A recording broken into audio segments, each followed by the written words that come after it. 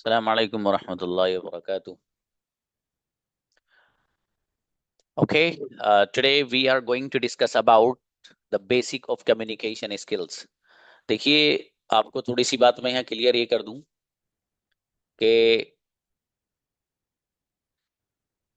अंग्रेजी जो जबान है इसमें बहुत सारी कैटेगरीज हैं।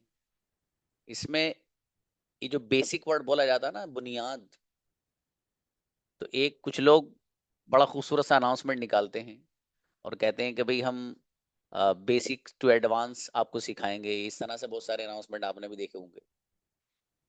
तो वो जो बेसिक है, वो कुछ लोग ऐसा बेसिक सिखाते हैं कि कई कॉल्स जैसे आती हैं, मेरे जो मैनेजर हैं वो बताते हैं मुझे कि वो एक बच्ची थी, उनसे पूछा गया कि आपने जो पढ़ा है वो क्या पढ़ा है आपने।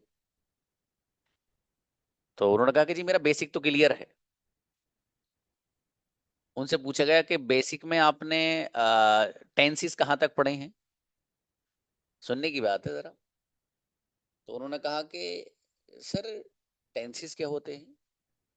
मतलब वो बच्ची जो 20,000 रुपए कहीं फूक चुकी है और उसका बेसिक क्लियर है, उसको ये नहीं पता कि टेंसेस क्या होते हैं। तो मतलब बड़ा अफसोस होता है कि कुछ लोग इस तरीके से जो है धोखा देते हैं, और इस तरह से बहरहाल करना नहीं चाहिए। देखिए, मैं एक छोटी सी चीज क्लियर कर दूं अपनी इस बात को शुरू करने से पहले। एक है अंग्रेजी जबान, जो है इसका बेसिक, जो इंग्लिश लैंग्वेज है, एक है इसका बेसिक। एक है इंग्लिश कम्युनिकेशन का बेसिक, जो इंग्लिश स्पीकिंग जिसे कह लो या अंग्रेजी तकल्लुम जिसे कह लो, इसकी बुनियादी चीजें। दोनों में बहुत फर्क है, जमीन और आसमान का फर्क है अगर मैं कहूँ तो। अंग्रेजी जो जबान है और इंग्लिश लैंग्वेज, इसका जो बेसिक है वो है जो ABC, ये जो है, ठीक है। फिर उससे वर्ड्स को मिलाया जाता है, जो लेटर्स हैं उनको मिलाया जाता है, वर्ड्स बनता है, वर्ड से सेंटेंस बनता है, फिर पैराग्राफ बनता है, फिर बहरहाल ये पूरा एक सिस्टम चलता है। तो उसका बेसिक है। एक है कम्युनिकेशन का बेसिक। तो कम्युनिकेशन का बेसिक वो होता है कि जो इंसान को लैंग्वेज को सीखने और बोलने में जो ज्यादा काम आता है। तो आज जो मैं आपके सामने बताने जा रहा हूं, ये मेरे यहाँ का वो बेसिक है जो आपको कम्युनिकेशन के लिए जरूरत पड़ेगी आगे चढ़ने की और आगे बोलने की। तो हम जो शुरुआत करते हैं वो सेंटेंस से करते हैं। सेंटेंस किसे कहते हैं? इसको उर्दू में इसके लिए लफ्ज बोला जाता है जुमला। तो जो आप लोगों में से वो हैं जो अरबिक ग्रामर से वाकिफ हैं ऑलरेडी, तो उनके लिए बड़े आसान है कि वो जो जुमले की डेफिनेशन है और जो तारीफ है वही सेंटेंस की है। बाकी लेट्स सी। देखिएगा, सेंटेंस के बारे में हम थोड़ा सा जान लेते हैं। बहुत आसान डेफिनेशन है, कुछ लोगों को पहले से आती है। A group of word which make a complete sense is called sentence. देखिए, कंक्लूजन और खुलासा क्या है, ये जो है आपके सामने दिख रहा है आपको। कई सारे वर्ड्स, एक दो तीन चार, कई सारे वर्ड्स हो, तीन हो, चार हो, दो, एक से ज्यादा जब भी हो जाएगा तो वो ग्रुप बन जाएगा। तो मान लीजिए ग्रुप ऑफ वर्ड एक आपके पास ऐसा है, अल्फाज का ऐसा मजमुआ है जिससे कंप्लीट मीनिंग समझ में आ रहा है, तो आप कहेंगे उसके बारे में कि ये सेंटेंस। कई सारे वर्ड्स हैं, एक वर्ड यहाँ से लिया आपने, एक यहाँ से लिया, एक यहाँ से, एक यहाँ से, इनको मिला के आपने एक बना लिया, ग्रुप बन गया। अभी ऐसा ग्रुप ऑफ वर्ड्स बन गया कि जिस ग्रुप ऑफ वर्ड से हमें कंप्लीट मीनिंग समझ में आ रहा है, तो अब हम क्या कहेंगे कि सेंटेंस। और अगर ग्रुप ऑफ वर्ड्स तो है लेकिन कंप्लीट मीनिंग समझ में नहीं आ रहा, तो उसके बारे में क्या कहेंगे? सेंटेंस नहीं। एग्जाम्पल से समझते हैं जरा। एग्जाम्पल है, I am eating cake. I am eating cake, मैं केक खा रहा हूं। ये देख रहे हैं आप, आई एक अलग वर्ड है, एम अलग है, ईटिंग अलग है, और केक ये अलग है। तो 1 2 3 4, ये 4 वर्ड्स यहाँ आपको नजर आ रहे हैं। इन सबको जब मैंने मिलाया तो एक ग्रुप ऑफ वर्ड्स बन गया, अल्फाज का एक मजमुआ बन गया। और ये ऐसा ग्रुप ऑफ वर्ड्स बन गया कि इससे कंप्लीट मीनिंग समझ में आ रहे हैं मुझे। क्या समझ में आ रहे हैं कंप्लीट मीनिंग? कि एक बंदा है जो अपने बारे में ये बता रहा है कि आई एम ईटिंग केक, मैं केक खा रहा हूँ। तो इस सेंटेंस को ये जो वर्ड्स हैं, इन वर्ड्स को सुनने के बाद मुझे एक कंप्लीट मीनिंग समझ में आ रहे हैं कि कोई बंदा ये बता रहा है कि मैं केक खा रहा हूं। और ऐसा ग्रुप ऑफ वर्ड्स जिससे मुझे कोई कंप्लीट मीनिंग समझ में आए, उसके बारे में मैं ये कहूंगा कि ये सेंटेंस है। हाँ, जिन लोगों को आप में से आवाज कम आ रही है, मैं जरा एक दो लोगों से पूछ लेता हूँ। इनको बुलाओ भाई, यास्मीन जो बैठी, यास्मीन को बुलाओ। यास्मीन प्लीज।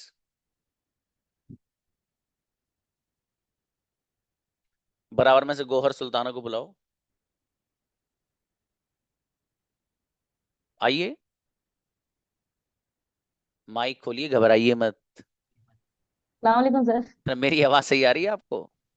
जी सर, आ रही है। हाँ भाई, जिनको नहीं आ रही उनकी नेटवर्क प्रॉब्लम है, मैंने इसलिए बीच में रोक के बताया। ठीक है, अब मैसेज मत करना कि सर आपकी आवाज क्लियर नहीं है, वैसे ही आपकी नेटवर्क प्रॉब्लम है।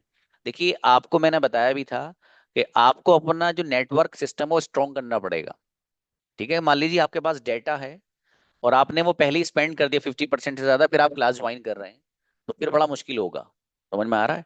तो इसलिए आप डेटा अपना सेव करके रखेंगे। ठीक है जी।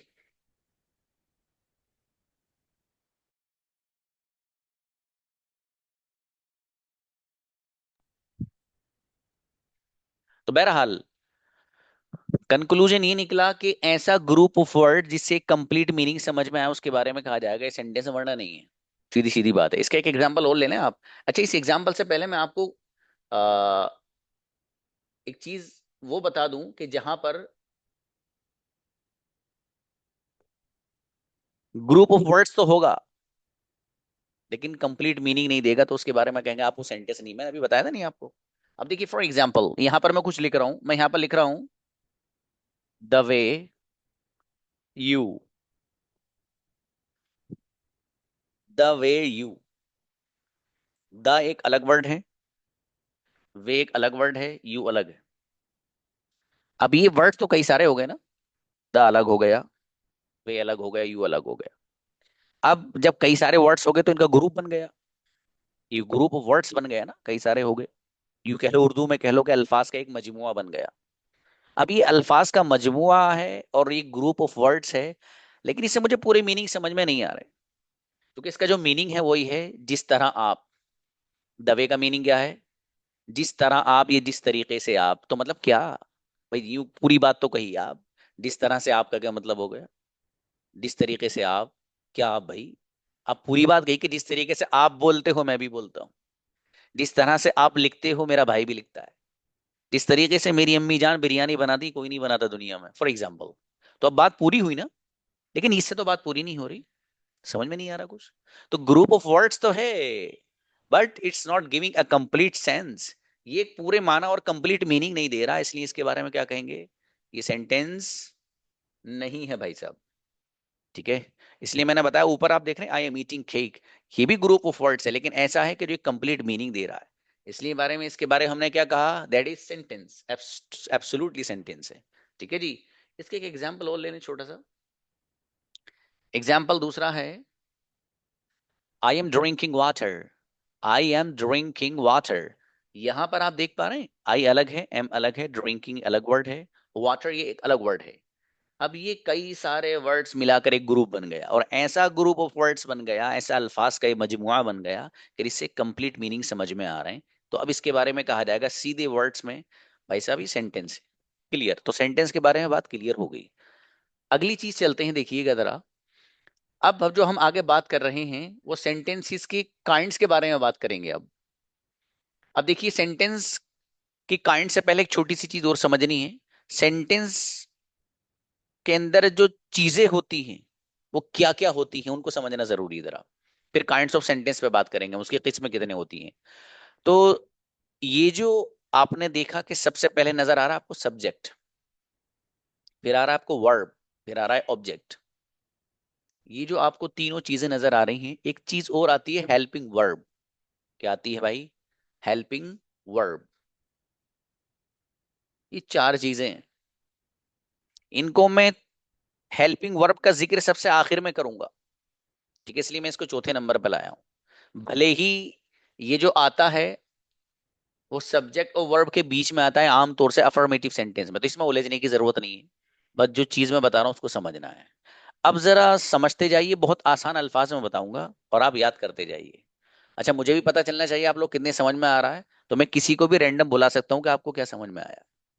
इसलिए ये क्लास आपको जो ज्वाइन की है ना आपने, खाली सुनना ही नहीं है इसमें, भाई साहब बोलना है। और बोलना पड़ेगा, बोलना नहीं पड़ेगा बोलना। ये बुलवाया जाएगा। ढूंढ ढूंढ के लाता हूँ स्टूडेंट को जो हैंड रेज नहीं करते, कहाँ है, बुला के लाओ उसे। तो इसलिए आपको बोलना ही है, बस यहाँ वो सीखना ही है स्पीकिंग इंशाल्लाह। अब देखिएगा, बहरहाल सब्जेक्ट किसे कहते हैं, बहुत आसान वर्ड्स में बता रहा हूँ। जो करने वाला होता है सब्जेक्ट होता है। सर ये तो बड़ी गजब डेफिनेशन बता दी आपने, तो याद भी नहीं रहेगी, इतनी मुश्किल है। जो करने वाला होता है वो सब्जेक्ट होता है, which is doing something in the sentence, that's called subject. देखिए, जो करने वाला होता है सब्जेक्ट होता है। फॉर एग्जाम्पल, आपको कौन पढ़ा रहा है, अगर मैं सवाल करूं आपसे, तो आप क्या कहेंगे मालूम है? सर आप पढ़ा रहे हैं। तो पढ़ाने वाला कौन है? मैं क्या हुआ? सब्जेक्ट। मैं ये कहूं कि आप लोग मुझे सुन रहे हो, सुनने वाला कौन है? आप। आप क्या हुए? सब्जेक्ट। अम्मी जान घर पे हैं, खाना बना रही हैं। तो अब अगर पूछा जाए कि किचन में खाना कौन बना रहा है, आप कहेंगे माई मदर, अम्मी जी बना रही हैं। तो खाना बनाने वाली कौन है? अम्मी। अम्मी क्या हुई?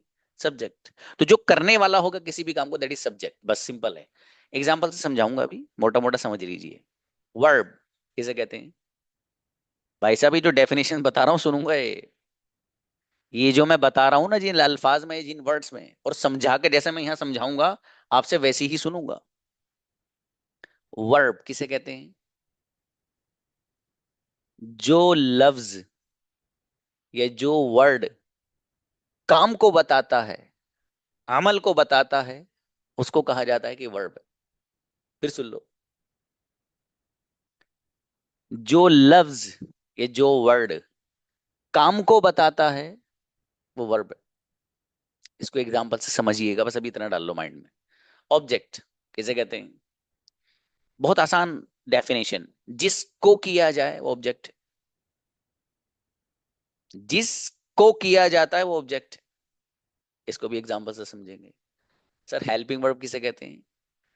जो लफ्ज वर्ब की हेल्प करे वो हेल्पिंग वर्ब। जो वर्ड या जो लफ्ज वर्ब की हेल्प करे वो हेल्पिंग वर्ब है। ये जो सब्जेक्ट है इसको उर्दू में कहा जाता है फाइल। सब्जेक्ट को उर्दू जबान में, जो उर्दू ग्रामर है उसमें कहा जाता है फाइल। वर्ब को कहा जाता है फेइल। और ऑब्जेक्ट को कहा जाता है मफऊल। और ये हेल्पिंग वर्ब को कहा जाता है, जो शायद आपको हल्का दिख रहा है, ऐसा लग रहा है मुझे कलर इसका, और मुझे वो करना चाहिए था। बहरहाल, हेल्पिंग वर्ब को उर्दू में कहा जाता है मुआविन फेइल। अच्छा, कुछ लोग इस क्लास में वो भी है ना जो अरबिक ग्रामर से वाकिफ है, तो उनके लिए बता दिया मैंने। अभी जो मैंने सब आपको बताई है डेफिनेशन, उनको फिट करते हैं example. Example, I am studying English. I am studying English, मैं इंग्लिश पढ़ रहा हूं। अब आपको जरा गौर करने की चीज ये है मेरे दोस्त, और चुटकियों में समझ लेना मेरे भाई। ठीक है, इंशाल्लाह ऐसे ही समझ जाओगे, अल्लाह ने चाहा। देखें आप, यहां पर जो आपको आई नजर आ रहा है, दैट इज सब्जेक्ट। इस सब्जेक्ट, आई क्या है? सब्जेक्ट। अब देखिए, मैं क्वेश्चन आंसर वाले अंदाज में आपको समझाना जा रहा हूं, ध्यान से सुनना। सवाल ये हुआ कि सर आई सब्जेक्ट क्यों है? आई सब्जेक्ट क्यों है, जो मैं आपसे करूंगा कल और आपको बताना पड़ेगा। जवाब, आई सब्जेक्ट इसलिए है क्योंकि यहां पर जो पढ़ने वाला बंदा है वो मैं हूं। आई एम स्टडी इंग्लिश, मैं पढ़ रहा हूं, तो पढ़ने वाला कौन है? मैं, यानी आई। तो इसलिए आई क्या हुआ? सब्जेक्ट हुआ। और सब्जेक्ट के बारे में भी आपको बताया ना, जो करने वाला होगा वही सब्जेक्ट होगा किसी भी काम को। और यहां पर पढ़ने वाला कौन है? आई, यानी मैं क्या हुआ? सब्जेक्ट। क्लियर? अगली बात, इसको छोड़ दो अभी। एम को जो हम बात करेंगे वो बाद में करेंगे। अब अभी मैसेज वैसेज मत करिए आप, मैसेज नहीं करिए कोई। आपके मैसेज करने के चक्कर में क्लास में जो मैं चीज समझा रहा हूँ ना, बच्चा आपका मैसेज देखा क्या आ गया, उसका जो कंसंट्रेशन है वो डिस्टर्ब होगा। इसलिए प्लीज आप मैसेज मत करिए कोई भी, खामोशी से सुनो। एम से बात करेंगे अभी, क्योंकि लास्ट में मेंशन किया, इसको बाद में बात करेंगे।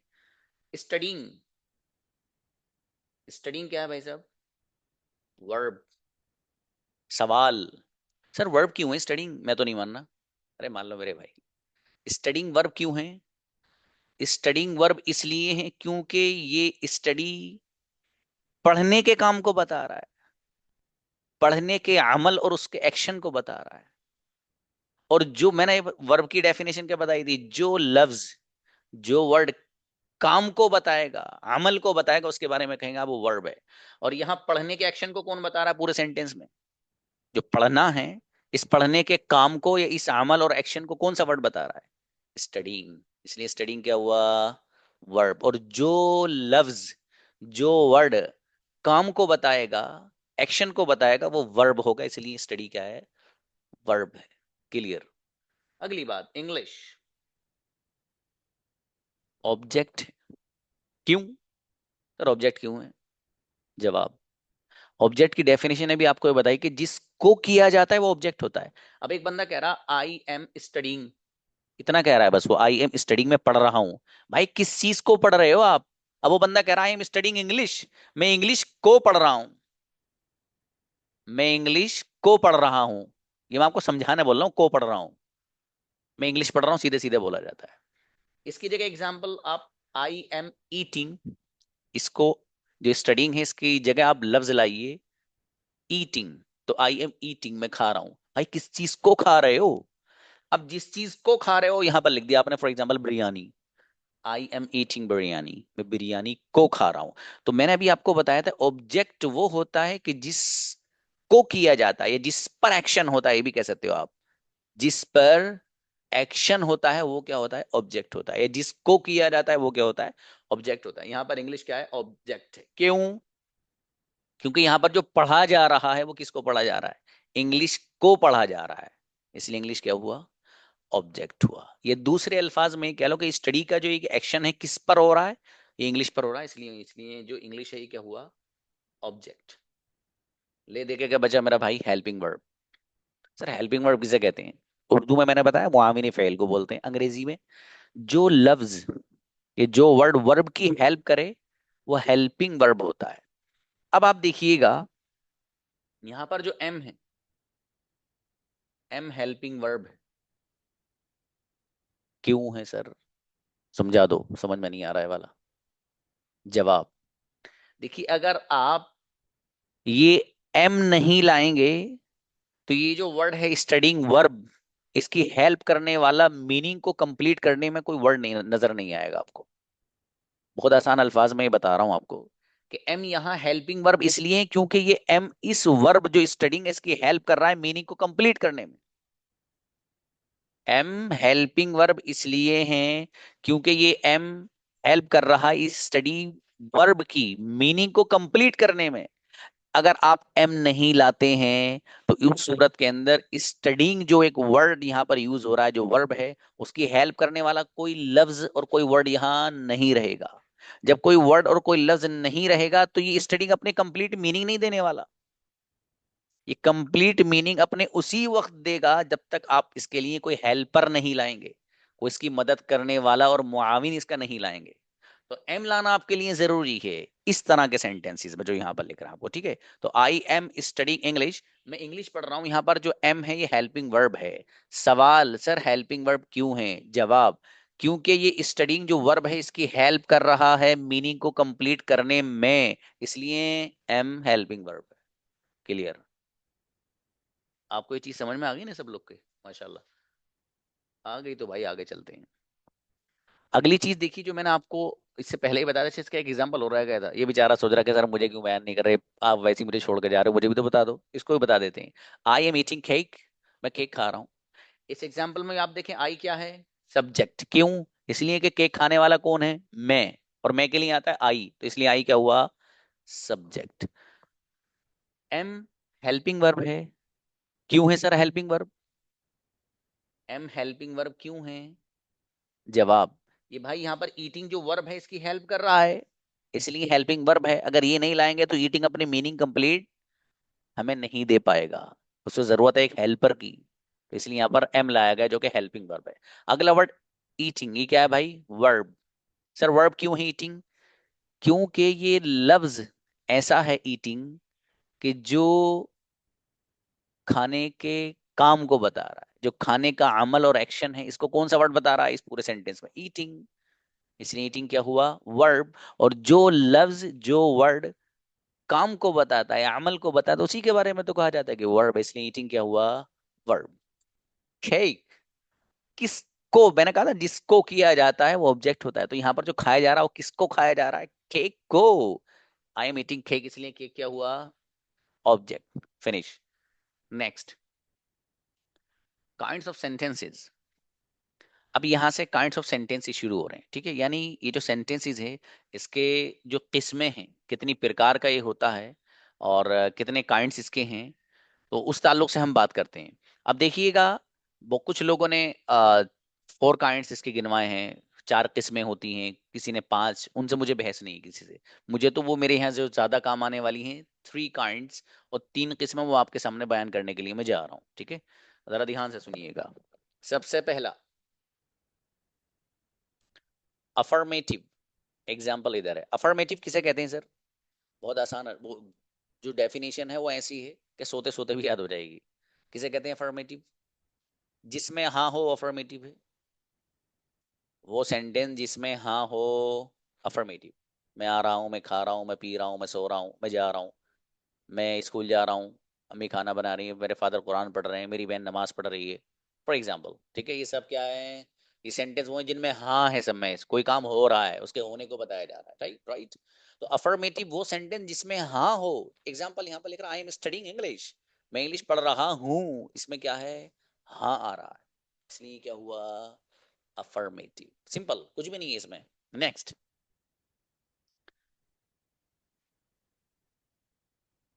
ये जो लफ्ज है, कोई 5 ऐसे स्टूडेंट आ जाओ जिसका प्रोनाउंसिएशन करो। कौन आएगा? हैंड रेस करो। 5 स्टूडेंट, आई नीड 5 स्टूडेंट्स। बुलाओ बुलाओ बुलाओ बुलाओ। Wasim Akram, come on the stage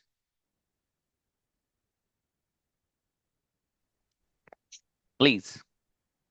Negative. Okay great, negative. Next, Ikram आए। जी अस्सलाम वालेकुम रहमतुल्लाह। सलाम जी। नेगेटिव। Correct pronunciation. अमूमन आप इसको निगेटिव ही पढ़ते हैं, लेकिन इकराम ने बहुत सही पढ़ा, नेगेटिव।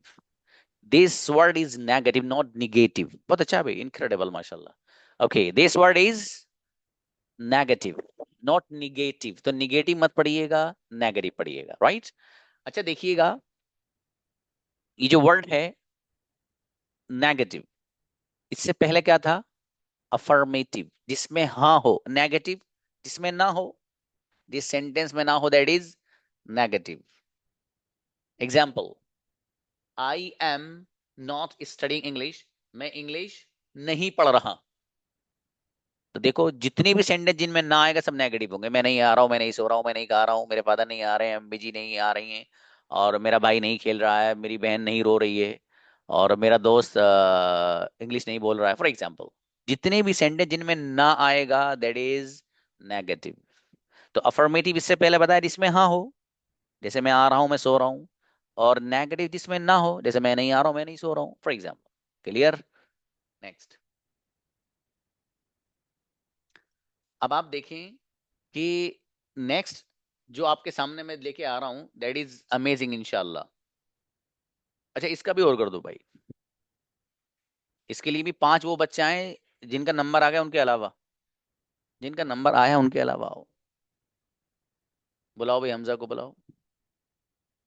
परेशान मत हो ना, सबका नंबर आएगा। अगर आज नहीं आया तो कभी सोचो कि मेरा नंबर नहीं आ रहा है। बुलाओ। हमजा आओ, क्या लिख रहा है? Assalamualaikum. जी, वालेकुम। Interrogative. इन Interrogative. इंट्रागेटिव, चलो ठीक है। Yes. बुलाओ नेक्स्ट। तनवीर आए। सवाल sir. Ram ji. Interrogative. Sorry, interrogative. Interrogative, चलो ठीक है। नेक्स्ट बुलाओ भाई। सिराज आए। अस्सलाम वालेकुम सर। सलाम जी। इंट्रागेटिव। इंट्रोगेटिव, चलो ठीक है। नेक्स्ट, सलमा आओ। अस्सलाम वालेकुम। राम जी। इंट्रोगेटिव। इंट्रोगेटिव, चलिए शाबाश। नेक्स्ट, आसिफ आए, इनके बाद एक स्टूडेंट और। अस्सलाम वालेकुम सर। वालेकुम सलाम जी। इंटेरोगेटिव। Interrogative, okay. नेक्स्ट, तब आओ। अस्सलाम वालेकुम सर। वालेकुम सलाम जी। इंट्रोगेटिव। इंट्रोगेटिव, ओके, बेहतर है। अब बाकी जो लोग हैं वो टेंशन न लेना, ठीक है, नंबर आएगा सबका। अभी तो वैसे ही मैं बुलाया था रेंडमली। देखिए, इसके दो प्रोनाउंसिएशन सामने आए। एक प्रोनाउंसिएशन आया इसका इंटेरोगेटिव, आपने भी सुना होगा ना इंटेरोगेटिव। तो इंटेरो एरो नहीं है, मेरा टायर पड़ जाएगा। इंटेरोगेटिव मत पढ़ना इसको। कुछ लोगों ने पढ़ा था बच्चों ने इसको इंट्रोगेटिव। इंट्रोगेटिव, तो इंट्रो भी मत पढ़िएगा इसको। इसको पढ़ेंगे आप इंटेरोगेटिव। इंटेरोगेटिव, सीधा सीधा पढ़ना। Interrogative, interrogative, interrogative. बहरहाल, इंट्रोगेटिव सेंटेंस कौन सा होता है? जिसमें सवाल हो वो इंट्रोगेटिव होता है। जिसमें सवाल हो वो इंट्रोगेटिव होता है।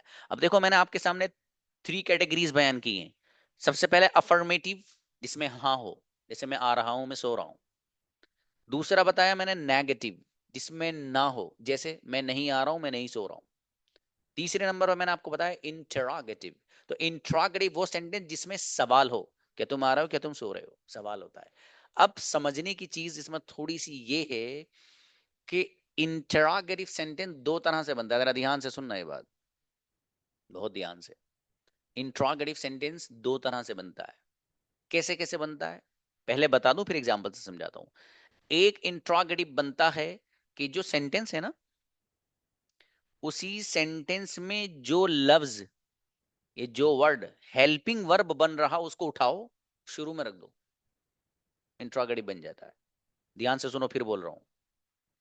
एक इंट्रोगेटिव कैसे बनता है? जो सेंटेंस है, उसी सेंटेंस में जो लफ्ज या जो वर्ड हेल्पिंग वर्ब हो, उसको उठाओ वहां से, और फिर उठा के शुरू में ले जाओ, सबसे शुरू में रख दो, इंट्रोगेटिव बन जाता है, सवाल वाला सेंटेंस बन जाता है। एक। दूसरा, दूसरा कैसे बनेगा? दूसरा इस तरह बनेगा कि उसको इंट्रोगेटिव बनाने के लिए आपको अलग से कोई सवाल वाला लफ्ज उठा के लाना पड़ेगा, तब जाके वो इंट्रोगेटिव बनेगा। उसके बगैर वो इंट्रोगेटिव बन ही नहीं सकता। तो दूसरा वाला कैसे बनेगा कि उसको, यहां पहला जो हमने बनाया वो तो सेंटेंस में ही एक लफ्ज था, उसको उठा के शुरू में रखा है, वो खुद बन गया, अलग से कोई लफ्ज जोड़ने वोड़ने की जरूरत नहीं रही। लेकिन जो दूसरा वाला है, उसमें करना क्या रहेगा? उसमें करना ये रहेगा आपको कि उसे इंट्रोगेटिव बनाने के लिए और सवाल वाला बनाने के लिए अलग से कोई ना कोई सवाल वाला लफ्ज लाना पड़ेगा, तब जाकर इंट्रोगेटिव बनेगा। एग्जाम्पल से समझिए। एग्जाम्पल आपको दिख रहा है यहां पर है, आर यू स्टडी इंग्लिश। असल सेंटेंस क्या है? You are study English. बोलते हैं ना यू आर गोइंग, बोलते हैं ना आप you are going, you are playing. वैसे ही यू आर स्टडीइंग इंग्लिश। तो यू आर स्टडीइंग इंग्लिश, ये ऐसा है कि सिंपल सेंटेंस है, इसमें से आर को उठाया और शुरू में रख दिया, देखो आर यू स्टडीइंग इंग्लिश बन गया। तो यहां पर कुछ नहीं किया है। इस सेंटेंस को जो इंट्रोगेटिव बनाया गया है, उसमें ये किया है कि यहाँ जो शुरू में आर आ रहा है, असल था यू आर स्टडीइंग इंग्लिश। क्या था? You are studying English. अब किया क्या है? किया ये है कि यहाँ पर जो आर था उसको उठा के कहाँ ले आए, शुरू में रख दिया, इंट्रोगेटिव बन गया। तो वही मैंने आपको बताया था कि पहला जो इंट्रोगेटिव हम बनाते हैं, उसका तरीका ये होता है कि जो सेंटेंस है, उस सेंटेंस में जो लफ्ज हेल्पिंग वर्ब बन रहा होता है, उसको उठाकर आप शुरू में रख देते हैं, तो फौरन वो क्या बन जाता है, इंट्रोगेटिव बन जाता है। एक तरीका। दूसरा, आप जरा गौर फरमाएं भाई, ये यहाँ पर ये जो इंट्रोगेटिव सेंटेंस बन रहा है, दूसरी किस्म है ये वाली, ये first one, this the second one. तो यहाँ पर आप देख पा रहे हैं वाई, ये अलग से आपको सवाल वाले अल्फाज में दूंगा, जिनको WH फैमिली कहते हैं। तो ये अलग से आपको सवाल वाला लफ्ज लाना पड़ा, तब जाकर ये दूसरी किस्म बन पाई इंट्रोगेटिव की, वरना नहीं बन रही थी। अब आप देखें, अगर आप इसको नहीं लाओगे अलग से, तो इस वाले सेंटेंस में और इसमें कोई फर्क रहेगा? कुछ भी नहीं। वहां पर भी शुरू में आर आ रहा है, यहाँ पर भी आ रहा है। इसको अगर छोड़ रहे हो तब, वहां पर भी यू आ रहा है दूसरे नंबर पर, यहाँ पर भी यू आ रहा है तीसरे नंबर पर, वहां पर भी स्टडिंग आ रहा है, यहाँ पर भी स्टडिंग आ रहा है, लास्ट में वहां भी इंग्लिश है, यहाँ भी इंग्लिश है। What is the difference?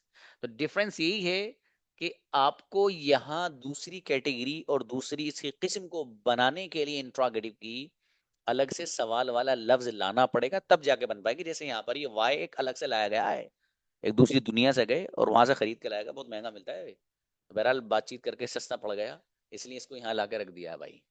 ठीक है, अब जब आपने ये चीज समझ ली, अब एक बहुत अहम चीज समझाने जा रहा हूँ, बहुत ध्यान से सुनना है भाई। सर कौन सी एम जी है, सारी एम सी है समझ तो ली, अब क्या रह गया है? नहीं, अभी बाकी है। देखिए ये जो दोनों सेंटेंस हैं, आर यू स्टडिंग इंग्लिश, क्या तुम इंग्लिश पढ़ रहे हो, और दूसरा है why are you studying English, तुम इंग्लिश क्यों पढ़ रहे हो। इन दोनों सेंटेंसेस को अगर आप देखेंगे तो दोनों के दोनों सेंटेंसेस सवाल वाले हैं, दोनों में सवाल हो रहा है, क्या तुम इंग्लिश पढ़ रहे हो और तुम इंग्लिश क्यों पढ़ रहे हो, दोनों में सवाल है। सवाल होने की वजह से ये जो सेंटेंस है दोनों के दोनों क्या हैं, इंटरोगेटिव हैं, क्योंकि इंटरोगेटिव सेंटेंस उसी को कहा जाता है ना इसमें सवाल होता है, और इन दोनों में सवाल हो रहा है, इसलिए ये क्या हुए, इंटरोगेटिव। एक और बात, ये दोनों सेंटेंसेस इंट्रोगेटिव होने के साथ साथ अफर्मेटिव भी हैं। क्यों अफर्मेटिव क्यों? क्योंकि अफर्मेटिव सेंटेंस वो होता है जिसमें हाँ हो, तो इसमें हाँ भी तो है, क्या तुम इंग्लिश पढ़ रहे हो, इस वाले इसका ट्रांसलेशन है, और तुम इंग्लिश क्यों पढ़ रहे हो ये इसका ट्रांसलेशन है, तो दोनों में हाँ आ रहा है ना। तो ये सेंटेंस इंट्रोगेटिव होने के साथ साथ अफर्मेटिव भी हैं। इंट्रोगेटिव इसलिए क्योंकि सवाल हो रहा है, अफर्मेटिव इसलिए इसलिए कि इसमें हाँ आ रहा है। तो एक ही वक्त में एक सेंटेंस इंट्रोगेटिव भी हो सकता है और अफर्मेटिव भी हो सकता है। जब आपने ये बात जान ली तो ये भी जान लीजिए, ये दोनों के दोनों सेंटेंस इंट्रोगेटिव होने के साथ साथ नेगेटिव भी हैं। समझ में आ रहा है? ये दोनों के दोनों जो सेंटेंसेस हैं,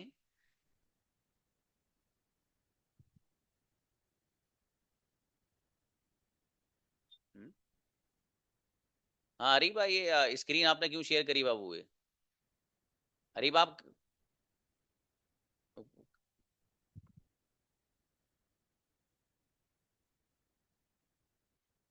अभी आप लोगों ने स्क्रीन वगैरह शेयर मत किया करो, मैं कई सारे ऑप्शन फिर अगर कर दूंगा तो आप लोग को दिक्कत हो जाएगी, इसलिए आप चुपचाप फोन सामने रख के उसे देखा करो। ठीक है, आप लोग कोई भी स्क्रीन शेयर कर देता है, कोई फोटो डाल देता है, तो कभी कभी पर्सनल फोटो डल जाता है। ये रिकॉर्ड हो रही मेरी, ये जो आपको सामने है ना, हर चीज रिकॉर्ड हो रही है इसमें। ठीक है भाई, तो इसलिए आप जरा ध्यान से किया कीजिए। कभी कभी ऐसे आदमी ऐसा होता है कि अपनी स्क्रीन शेयर कर दी, कोई उसकी पर्सनल ऐसी चीज है जो बंदा दिखाना नहीं चाहता किसी को, लेकिन वो यहाँ का दिख जाती है। इसलिए कभी गड़बड़ मत करना, चुपचाप क्लास वहाँ फोन रखा या लैपटॉप तो दूर रखा और ज्वाइन करा, ज्यादा उसमें कुछ करने वरने की जरूरत नहीं है, उंगलियां चलाने की इधर उधर। ठीक है, तो बस वही किया कीजिए आप। बहरहाल, तो देखो ये जो सेंटेंस नीचे आपको नजर आ रहे हैं, इसका ट्रांसलेशन क्या है सुन लीजिए। Are you not studying English, क्या आप इंग्लिश नहीं पढ़ रहे हैं, और इसका why are you not studying English, आप इंग्लिश क्यों नहीं पढ़ रहे हैं। दोनों सेंटेंसेस में सवाल हो रहा है इसलिए इंट्रोगेटिव है, दोनों सेंटेंसेस में ना आ रहा है इसलिए नेगेटिव है। तो पता ये चला कि एक ही सेंटेंस एक ही वक्त में इंट्रोगेटिव होने के साथ साथ अफर्मेटिव भी हो सकता है, और एक ही वक्त में एक सेंटेंस इंट्रोगेटिव होने के साथ साथ नेगेटिव भी हो सकता है। आपने जब ये समझ लिया तो एक छोटी सी चीज और समझते चलिए, फिर किस्सा खत्म। देखिएगा, टेंसेस, ये आपको शायद तो बहुत ही वो नजर आ रहा है भाई, ये ऊपर लिख रहा है भाई साहब, टेंसेस लिख रहा है। किसे कहते हैं? देखिए इसका बड़ा आसान तर्जमा, बड़ा आसान सा ट्रांसलेशन मैं आपको बता देता हूँ, टेंस किसे कहते हैं और टेंसेस क्या होता है। टेंस ये सिंगुलर है और टेंसेस ये प्लूरल है। सिंगुलर मतलब वाहिद, और प्लूरल मतलब जमा। तो सिंगुलर वो चीज जो एक होती है वो सिंगुलर होती है, एक से ज्यादा जो चीज बन जाती है वो प्लूरल बन जाती है, जमा बन जाती है, राइट। तो ये जो टेंसेस यहाँ पर लिख रहा है जमा है, इसका अगर आसान अल्फाज में मैं इसका ट्रांसलेशन करूं तो मैं कहूं, जो हम बोलते हैं ना जमाना, उसी को उर्दू में कहा जाता है जमाने। वक्त, इसका ट्रांसलेशन क्या किया जा सकता है, वक्त भी। अब जो वक्त है, वो अल्लाह पाक ने कुछ हमें ऐसा दिया है कि उसको कैटेगराइज किया गया है मोटा मोटा सा तीन जगहों पर। एक वो वक्त है जो गुजर जाता है, या जो गुजर गया, और एक वक्त वो है जो चल रहा होता है, और एक वक्त वो है जो आने वाला होता है। जो आइंदा आएगा। जो वक्त गुजर गया दैट इज पास्ट, जो चल रहा है प्रेजेंट, जो आएगा वो फ्यूचर।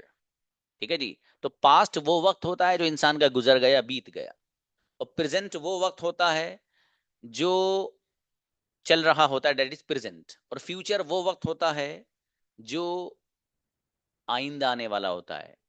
इसके लिए उर्दू में लफ्ज बोला जाता है पास्ट के लिए माजी, माजी का लफ्ज बोला जाता है। और प्रेजेंट के लिए उर्दू में लफ्ज इस्तेमाल होता है हाल, हाल।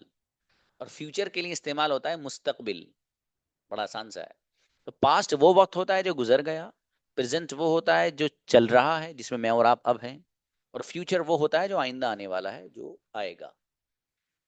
ये जो आपको तीन कैटेगरी यहाँ नजर आ रही हैं टाइम की और वक्त की, यही है वो जो इंग्लिश कम्युनिकेशन की जान है, जिसको कहा जाता है 12 टेंसेज। ये पास्ट है, इसकी भी 4 कैटेगरी हैं, प्रेजेंट की भी 4 है और फ्यूचर की भी 4 है। क्या क्या है, लेट्स सी।